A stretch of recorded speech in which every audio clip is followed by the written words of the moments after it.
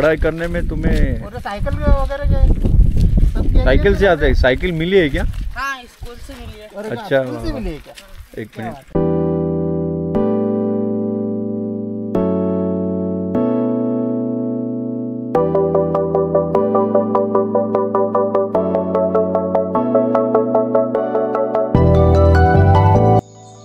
तर आज आम्ही निघालो भोंडियाकुंड येथील वॉटरफॉल बघण्यासाठी।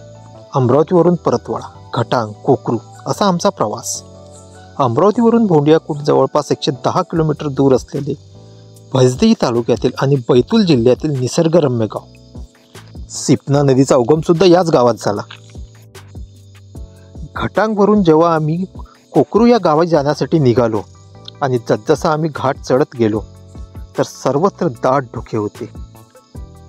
विजिबिलिटी ही खूपच कमी होती, पण या धुक्याच्या चादरीतून घाटात बाईक राईड करणं हा एक वेगळाच थ्रिलिंग अनुभव आहे।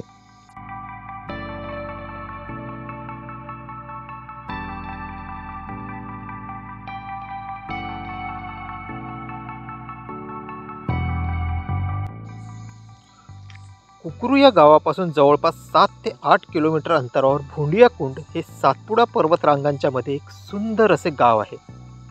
आम्ही आमच्या ट्रेकची सुरुवात केली, पण प्रॉब्लेम आणि माझे जवळचे नाते आहे, कारण विदाऊट गाईड येथे जाणे हे खूपच रिस्की आहे। तरी आम्ही उसने हिम्मत उधार घेऊन हा ट्रेक करायचे ठरविले। ट्रेक सुरू करताच नदीवर आंघोळ करणारी छोटी छोटी मुले बघून आम्हाला पण त्या नदीत पोहण्याचा मोह झाला, पण शेंबडी पोरं नाकं मुरडतात तसा आम्ही आमच्या मोहाला मुरड घातली। पण म्हणतात ना, जेव्हा येते चांगली वेळ तेव्हा गांजराचं पण होतं एक खेळ। नदी क्रॉस करताच आम्हाला निलेश नावाचा एक मुलगा भेटला आणि तो आम्हाला गाईड करायला तयार झाला।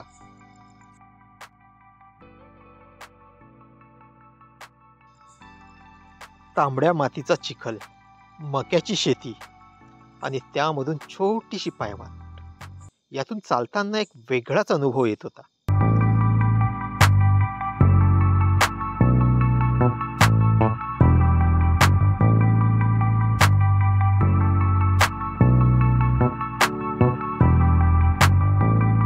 भोंडियाकुंड या गावात जवळपास 6 ते 7 वॉटरफॉल्स आहेत। त्यातल्या पहिल्या वॉटरफॉलचे दृश्य दिसले, पण पाण्याचा फ्लो खूपच जास्त असल्याने तेथे जाणे खूपच रिस्की होते, त्यामुळे आम्ही ते स्किप केले। आम्ही जसजसा ट्रेक करत पुढे जात होतो तसतसा ट्रेक हा खूपच कठीण जात होता। आता आम्ही पहाड उतरायला सुरुवात केली।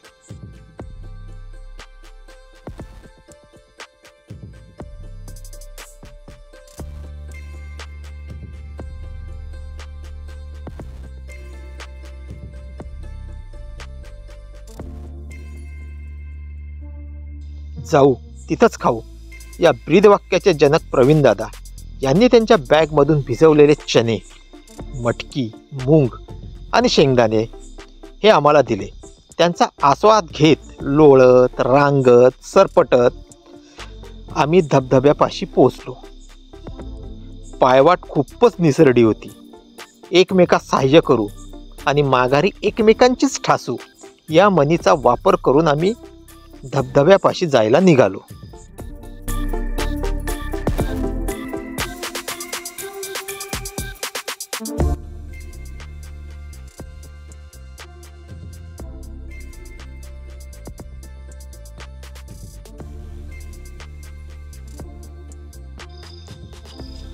उंचावरून पडणारे पांढरे शुभ्र फेसाळ पाणी, निसरडी पायवाट, खळखळ वाहणारी छोटीशी पण सुंदर नदी, हे सगळे नेत्रदीपक दृश्य बघून आम्ही भारावून गेलो।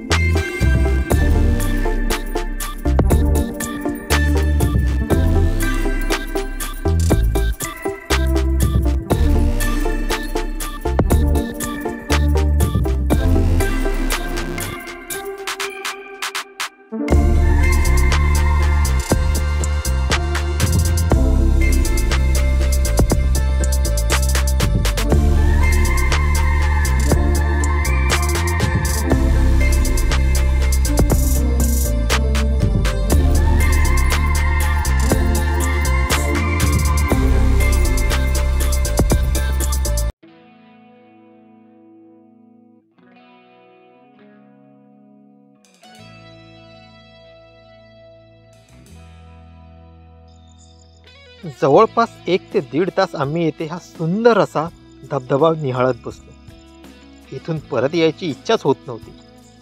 येथील अनुभव शब्दात व्यक्त करणं हे शक्यच नाही.